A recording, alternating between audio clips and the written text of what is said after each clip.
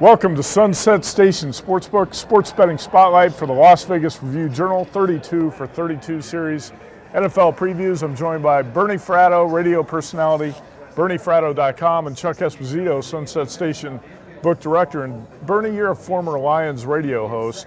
You know this team better than we do, and that doesn't mean you're a homer. No, far from it, guys. I'm a realist. Some might say a pessimist. But let me give you some damning statistics that will plague the Lions heading into the 2016 campaign. I actually like Matt Stafford, except he possesses one of the worst records in all of sports. 4-39, guys, against teams that finish above 500. 1-21 on the road against teams that finish above 500.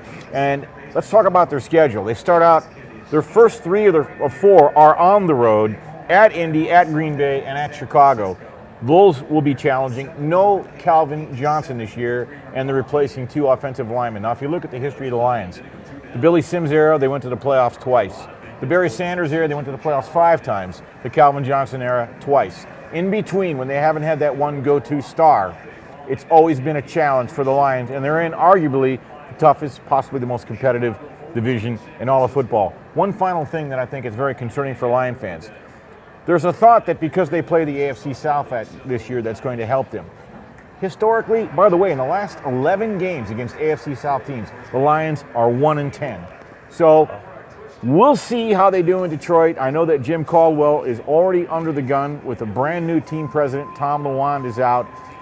I feel the Lions will end up 6-10 this year. All right, Chuck, the Lions started 1-7 last year and finished 7-9, so a good second half, and that's partly why Jim Caldwell received that reprieve and he's back for another season. But Calvin Johnson retires. Matthew Stafford, 67% completions, 32 TDs. The numbers look good. But are you buying into Stafford in this Lions offense? Well, I think when you look at Matt Stafford, and as you alluded to, Matt, what they did over the second half of the season last year was impressive. Jim Bob Cooter became their offensive coordinator after Week 8. They went into a bye Week 9. In the last 7 games last year, Matt Stafford was first in the league in completions, second in the league in completion percentage, and in those last 7 games, he threw for at least 310 yards or more, or multiple TDs in each game. So if you look at that, what they did over the second half of the season, Calvin Johnson, to me, he wasn't Calvin Johnson last year. I don't think it's a catastrophic loss. They pick up Marvin Jones. You've got Abdullah, who I think is going to be a much better back this year. I liked Abdullah the second half of the season. You've got Golden Tate. I think they're going to be a better offensive team. I think maybe you won't just look at Calvin Johnson. He'll spread the ball out a little bit more. And I like what Matt Stafford did over those last 7 games last year. If you're looking to build off something, that would be something to build off of. So I think they're going to be right around that 7-win plateau as well. Where does Stafford rank to you among NFC North quarterbacks? I think we've all got Aaron Rodgers number 1. You know, you got Stafford, Cutler, Teddy Bridgewater. You think Stafford's the second best quarterback in that division? Or you know what? Unfortunately, I always coupled kind of Stafford and Jay Cutler together. Right. Is that they both are paid big money based on potential, based on those big arms that they can throw in that small window, that they can play in any conditions, and on any given day, they can look like the best quarterback in the league, but they also can look like the biggest turkey in the league. So it's hard. I have always looked at those two guys that they were paid on potential, and again, they can get you there, but can they win the big one? I just don't know. All right, Chuck, at Station Casinos, you've got the Lions as a long shot in the NFC North at 12-1. Bernie, the win total for the Lions, 7. Under is plus 110. Do you see a play here?